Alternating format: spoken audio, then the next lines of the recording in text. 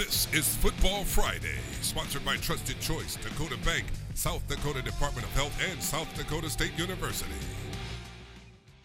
Friday on Dakota News Now. Hi, welcome to our second Football Friday, and we have got a really busy show. I'm Mark Overton. Yeah, that's an understatement. I'm Zach Borg. All of the classes in South Dakota are now playing, along with Iowa and Minnesota schools starting their seasons next Thursday and Friday. We start our coverage with the big schools who didn't play last Friday. The top-ranked Lincoln Patriots hosting Roosevelt in the second game of the doubleheader at Howard Wood Field on what turned out to be a beautiful night. That's Tate Schaefer taking it in for the touchdown. He's got wheels in addition to a great ability to throw touchdown passes. It's 7-0 Lincoln at this point. And the student section is fired up.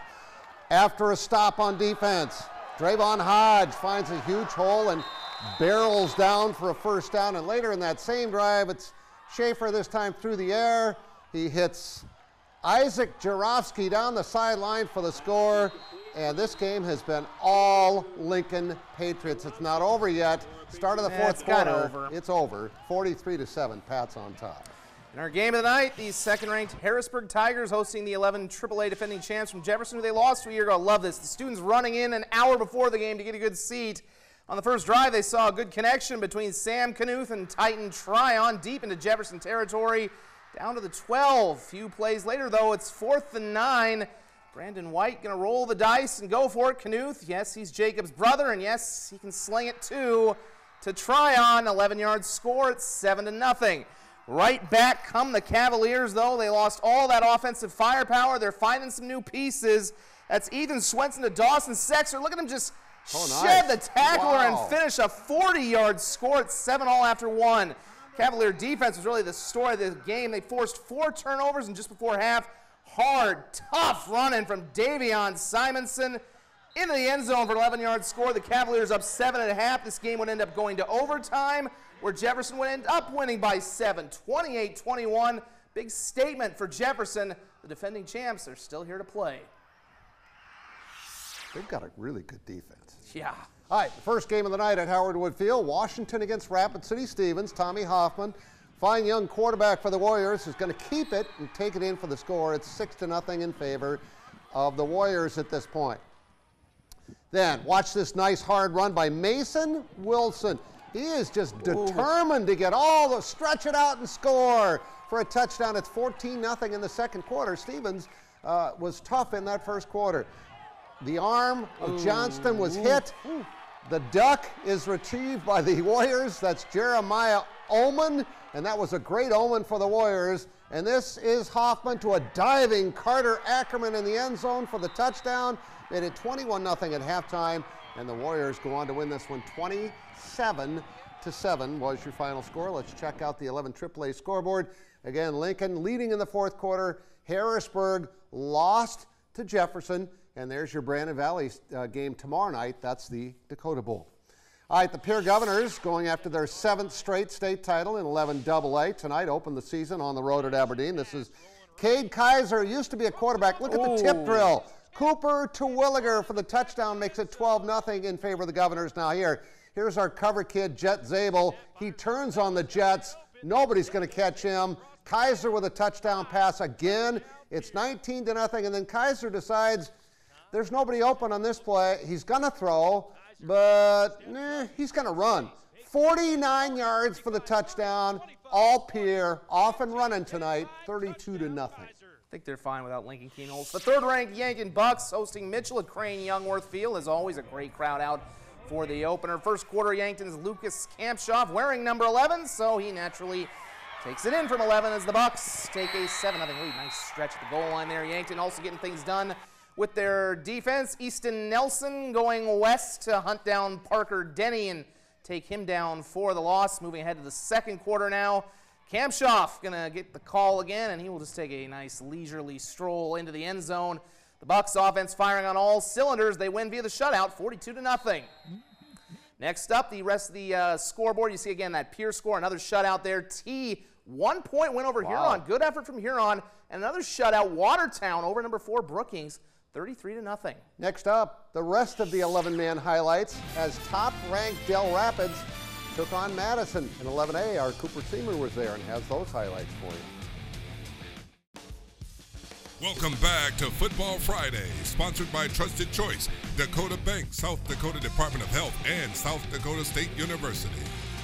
Death taxes in Class 11A always being one of the toughest to predict. Absolutely, and we had a great game to kick off the season in Del Rapids. Cooper Seamer is over there and has the highlights.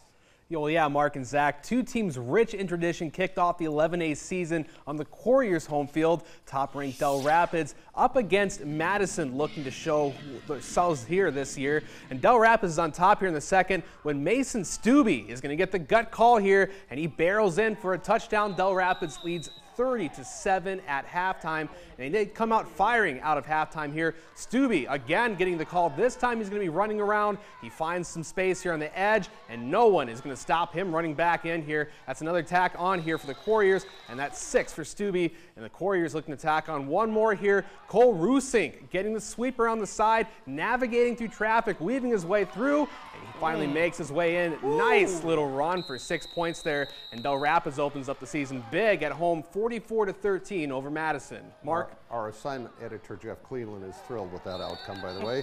Another premier matchup at 11A is Sioux Falls Christian at Canton. In this game, Canton was leading 22-9 at halftime when we got there. This is Braden Whitty, and Whitty, deep into Seahawk territory, carries the ball and sets up this next play. It's going to be Lincoln Prines to Cade Van Egdom, and Cade is wide open for the touchdown. He says, throw it to me. Please. It's 22-16 at this point. Chargers back within 6, but Sioux Falls Christian had to punt. Canton gets the ball back, and Kanan McCracken pitches to Kane Waldner, and off he goes for the touchdown, and that was a key to the win. 30-16 was your final. Seahawks victorious. Old face in a new place, the Sean Flanagan era beginning in Lenox tonight against Chamberlain after he left McCook Central Montrose. Boston Katzer followed him from Salem. I know that's one of your favorite names, and fittingly, he's this year excelling with the team named the Orioles. Second quarter, he zings a 16-yard touchdown to Chase Falls, and the Orioles are up 14-7. Very next play on defense, Lenox wrapping up Chamberlain quarterback Cruz Solik. He tries to throw it away, instead is picked off by Tate Gertis, and it looks like the Cubs are in trouble as Lenox think they might pull away, right? Well, they're getting a little greedy on 4th and short. They go for it, and Katzer has nowhere to go, gets dragged down by Blaze Knipling for a sack. It's a turnover on downs. On the very next play, Sulik handles the bad snap, draws in the defense, throws the bomb to Levi Miller for the touchdown. It was 14 all at half. Lenox would go on to win the shootout, 42-29. Very entertaining game. All right, Dakota Valley at home against Vermilion. The Super says in Vermilion, but it was not at the Dome. It was outside.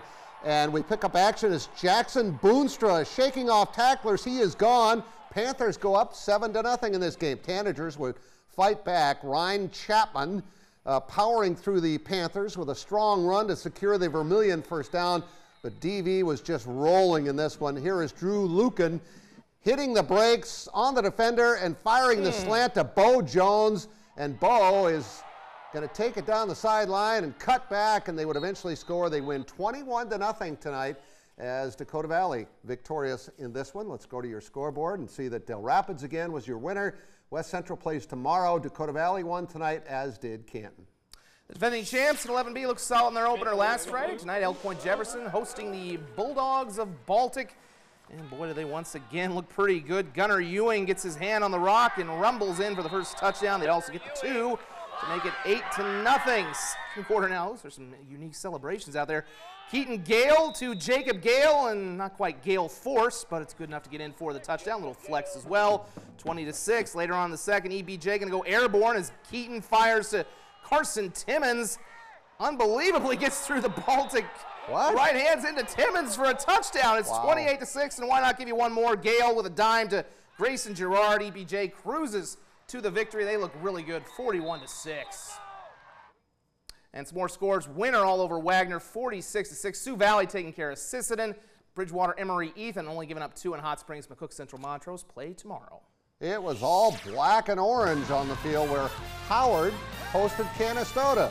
Those highlights are next on Football Friday. Welcome back to Football Friday, sponsored by Trusted Choice, Dakota Bank, South Dakota Department of Health, and South Dakota State University. We move to the 9-man ranks in South Dakota. Last week, Howard looked dominant in Alexandria. Tonight, the Tigers were home where we sent Cordell Wright. Both Howard and Canastota were actually strong in their Week 1 wins, but only one can remain undefeated. And of course, the fans, they're fired up for this one. After being down 6 at the end of the first, Canastota got going in the second. Here's Tage Ortman. He slings it over to Brady Scott, gets on the sideline, comes down with it, prances in. That makes the score 8-6. They're not done yet either. On their next drive, Ortman under pressure. He gets away. He's a shifty guy. He breaks a couple tackles. He's going to go in for 6. That makes the score 14-6. Howard doesn't just roll over, though. Taden Hoyer, he fakes the handoff. He's going to roll right. He's going to let a deep one fly. And running under that is Jackson Remmers. He comes down with it. Only 40 seconds left in the half now. That turned out to be too much time. Just 4 seconds left here. Ortman, some more airmail once again on the run. Big man coming down with it. Brandon Ketlin extends the lead right before half. Canastota goes on to win 30-18. Play of the week. Way to go, 75. That was awesome. Two really good teams met on the other gridiron in Del Rapids. Del Rapids St. Mary hosting the Hamlin Chargers. Chargers open things up right away. Tyson Stevenson falls into the end zone, capping off a long drive, makes it 7-0 in favor of the Chargers. And those, well, they don't have all blue on today, but the helmets and everything else still look great. Stevenson again on the shotgun, calls his own number, 14-0, and then they get one more before the quarter break. Jackson Wadsworth gets the gut call. Boom, powers in for the touchdown. They win 42-6. Another potential game of the night was in Woolsey, where actually some more scores, in 9AA. Wall falls to fill a big upset there, 22-12. Parkston with a shutout win over Platte. Guess there's your Hamlin score. And this was from last night. Bonham was upset by Kimball Whitelake. Now, another potential game of the night was in Woolsey, where the number 3 team was hosting the number 1 team, Gregory, in Class 9A. Second quarter, Woolsey with a 4th and forever. Caleb Richmond finds Peyton Rainford for a first down, the miracle conversion. Then the same drive, Moshe Richmond takes it into the promised land for the touchdown. It's 28-20. Woolsey Wessington. Third quarter, Woolsey's Gabriel Case gets the handoff, and the case is closed, 34-20. And how about this final score? We check it out as we get another touchdown here from Richmond to Peyton Rainford. Woolsey Wessington defeats the defending champs, 46-32. And again, more scores. There's your Canastota score. Once again, Warner with the shutout over Leola Frederick, and Harding County and Bison, they get a good win over Kadoka.